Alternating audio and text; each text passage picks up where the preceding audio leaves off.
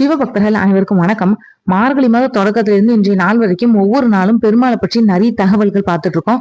பார்க்காதவங்க இந்த வீடியோவோட எண்ட் ஸ்கிரீன்ல பிளேலிஸ்ட்ல மார்கழி மாதத்தோட சிறப்புகள் அப்படின்ற தலைப்புல பின் பண்ணிருப்பேன்.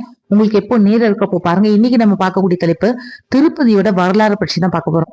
கிருஷ்ணாவதாரத்தை முடிச்சு பெருமாள் வைகுண்டத்துல தங்கி இருந்தாரு. பூலோகத்துல கலியுகம் தொடங்கி அநியாயங்கள் எல்லாம் பெருக ஆரம்பிச்சது. மறுபடியும் இறைவன் பூமியில அவதாரம் செய்ய வேண்டி காஷ்யப முனிவரோட தலைமையில முனிவர்கள் யாகம் செய்ய தொடங்கினாங்க.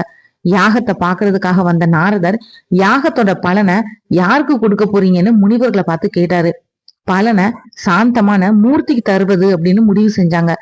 மூர்த்திகளை சாந்தமானவரை தேடி பிருகு முனிவர் வைகுண்டத்துக்கு போனாரு. திருமால் பிருகு முனிவரை கண்டுக்காம இருக்க அவரோட மார்பிளை எட்டி உதைச்சாரு பிருகு முனிவர்.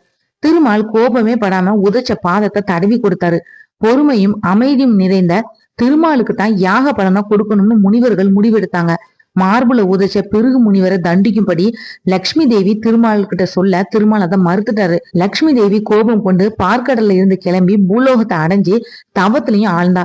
திருமாலும் திருமகளை தேடி பூ உலகத்தை சுற்றி அலைஞ்சிட்டு கடைசியா வேங்கட மலையில வந்து ஒரு புற்றுல கண்ணை மூடி அமர்ந்துட்டாரு.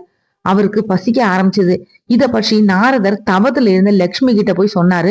லக்ஷ்மி வருத்தம் அடைஞ்சா. நாரதர் அவகிட்ட திருமாலோட பசிய போக்குறதுக்கு ஒரு உபாயத்தையும் சொன்னாரு. அதுபடி பிரம்மாவும் சிவனும் பசுவாகவும் கன்றாகவும் மாற லக்ஷ்மி தாயார் அதோட எஜமானி போல வேடம் அணிஞ்சு அப்போ அந்த பகுதியை ஆட்சி செஞ்ச மன்னன் கிட்ட விற்கிறதுக்கும் போனாங்க. மன்னன் வாங்கின பசு மேய்ச்சலுக்கு செல்றப்போ திருமால் இருந்த புற்றுக்கு போய் பால் சொரிய ஆரம்பிச்சது. பசுவை மேய்ச்ச இடையன் பசுவோட பின்னால போய் புற்றுல பால் சொரியறத பார்த்தான். கோடரியால பசுவை அடிக்க முயன்றான். கோடரி தவறி புற்றுக்குள்ள இருந்த பெருமாளோட தலையில பட்டு ரத்தம் சிந்த ஆரம்பிச்சது. தன்னோட காயம் தீர்றதுக்காக மூலிகை தேடி சென்ற பெருமாள் ஆசிரமம் ஒன்ன பார்த்தாரு. அது வராக மூர்த்தியோட ஆசிரமம். அங்க இருந்த வகுலாதேவி முற்பிறவில கண்ணனோட அம்மாவா, அதாவது யசோதையா பிறந்தவள். தன்னோட பிள்ளையான திருமாலோட முகத்தை பார்த்ததுமே பாசத்துல மூழ்கி போயிட்டா. திருமாலும் அன்போட வகுலாதேவிய அம்மா அப்படின்னு தான் அழைச்சாரு. வகுலாதேவி தன்னோட பிள்ளைக்கு சீனிவாசன், அதாவது செல்வம் பொருந்தியவன் அப்படின்னு பேர் சூட்டினா. தன்னோட பிள்ளையோட காயம் தீர மருந்து போட்டு பசி போக்கிற கனிகளையும் கொடுத்தான். இந்த நிலையில சந்திரிகிரி அப்படின்ற பகுதிய ஆகாசராஜன் அப்படின்றவன் ஆண்டுட்டு வந்தான். பிள்ளை வரம் வேண்டி தன்னோட குலகுரு சுகமா முனிவரோட ஆலோசனைப்படி புத்திர காமேஷ யாகம் செய்யறதுக்கான நல்ல நேரத்தையும் குறிச்சான். யாகம் செய்யக்கூடிய இடத்தை செம்மைப்படுத்துறப்போ பூமியில புதஞ்சிருந்த பெட்டிக்குள்ள இருந்த தாமரையில படுத்த நிலையில ஒரு பெண் குழந்தை அவருக்கு கிடைச்சது. தாமரைக்கு பத்மம் அப்படின்ற பேர் உண்டு. அதனால குழந்தைக்கு பத்மாவதி அப்படின்னு பேரும் சூட்டினாங்க. ராமாவதாரத்தப்போ வேதவதின்னு சொல்லக்கூடிய பக்தை ராமனை மணாலனா பெறணும் அப்படின்னு தவம் செஞ்சா.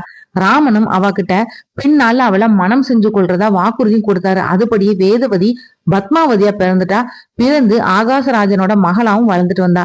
சீனிவாச பெருமாளுக்கும் பத்மாவதிக்கும் திருமணம் இனிதான் நடந்தது. அதுக்கப்புறமா சீனிவாச பெருமாள் கலியுகம் முடிகிற வரைக்கும் திருமலையில சிலாரூபமா பக்தர்களுக்கு அருள் தரக்கூடிய விதமா திருமலையில எழுந்தருளினாரு. சோழ மன்னன் தொண்டைமான் தேவலோக சிற்பியான விஸ்வகர்மாவோட உதவியோட பெருமாளுக்கு கோவில் ஒண்ணு எழுப்புனாங்க. பத்மாவதி அலமேலு மங்காபுரத்துல அருளாட்சி செய்தா.